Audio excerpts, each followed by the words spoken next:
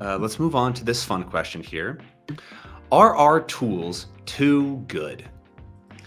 Remember the good old days? A guy is playing Final Fantasy in Japanese on his Nintendo. It's the 90s out there.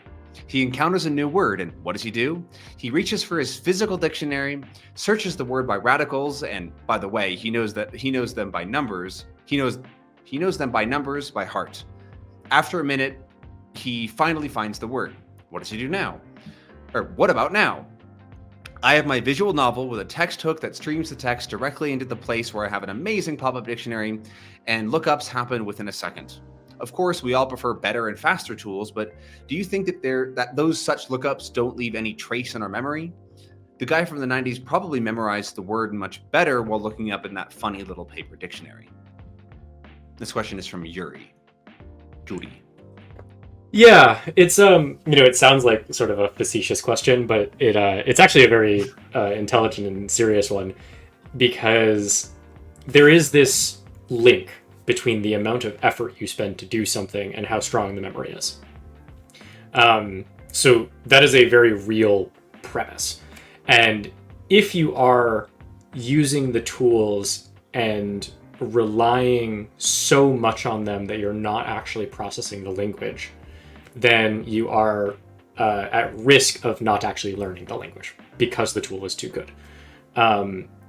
That's more of a risk if you're doing full sentence translations, and that's why we don't really recommend using full sentence translations, because you are likely to just kind of forget the intermediate level. And if you don't actually work for understanding the language in its native form, and you just translate it and then look at the translation, your brain is not going to commit that to memory.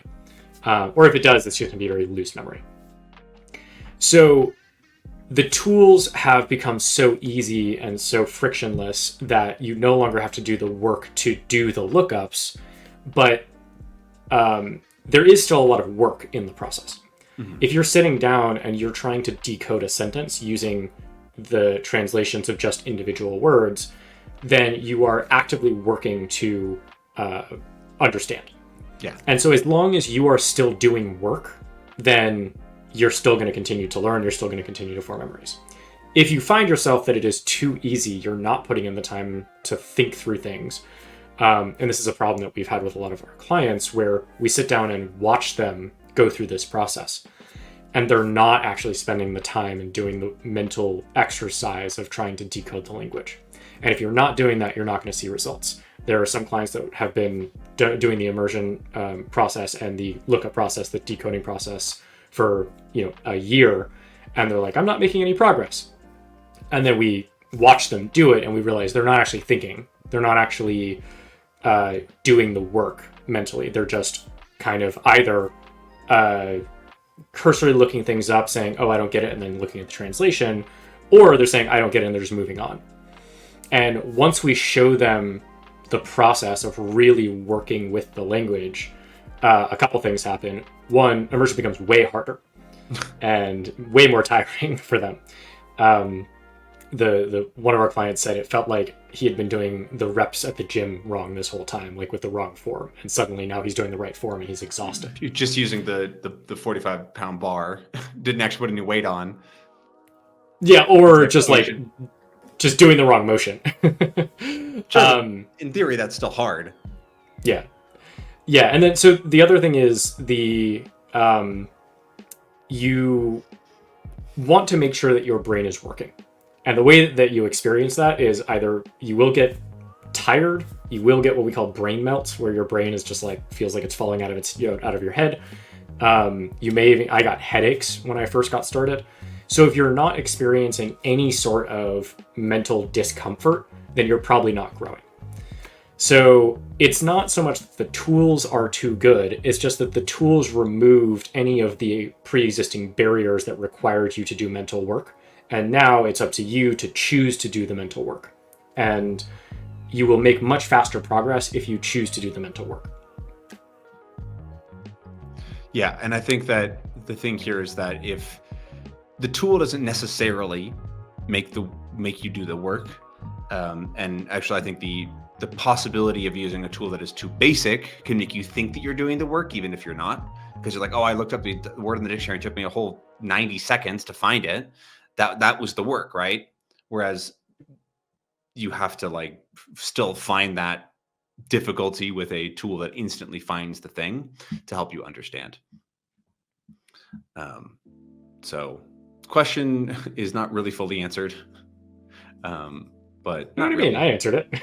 Yeah, but like it still depends on their situation and how they use the tools, right? And so like for some people, maybe those instant lookups are too good, and then it's actually not going to, they're just going to always go the easy way and be like, all right, I just am able to look up this sentence and just understood it because it's in English now. Mm-hmm. And for them, maybe they shouldn't be using that sort of thing. Whereas yeah. Recently I've been getting into weightlifting, and there's this concept of like exertion level, like how hard you think something is.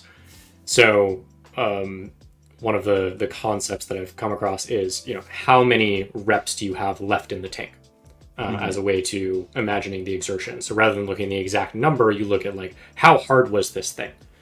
And we kind of want to do the same thing with language learning. You want to see how hard was this experience? How much did I work mentally? Because that is when you push yourself. And when you push yourself, you grow. If you're not pushing yourself, you're probably not growing. You might be solidifying skills and making them more automatic, but you're not actually growing outside of your current abilities. Cool. I think that's a good end for that. Thank you. Hey, as you know, there's a lot of language learning advice out there, which can make it kind of overwhelming and difficult to actually get going on your own learning. If you feel like you're struggling to figure out language learning, you're not alone. It's an extremely complicated process with tons of different steps. If you're looking for a step-by-step guide to create the perfect language learning routine for you, then you have to check out our new course. We spent thousands of hours designing a simple and straightforward process that you can use to create your own personalized language routine that actually works. We understand that every learner is different and that you have to roll with the punches and adapt. Every day for 30 days, I walk you through everything you need to know to build an effective learning routine, no matter your circumstances. We give you the advice and resources you need to ensure your success, so you don't have to waste time looking for stuff to do and can focus on learning. And if any questions do come up, don't worry. We are always there to answer any questions and clear up confusion. And it's all backed by our 90-day, no questions asked, money-back guarantee. If, for whatever reason, something's not quite working for you, we insist you get every penny back. It's time for you to stop wishing that you could learn a second language. It's time to become the master of your language learning journey. Check out the link below to get instant access and start your journey today.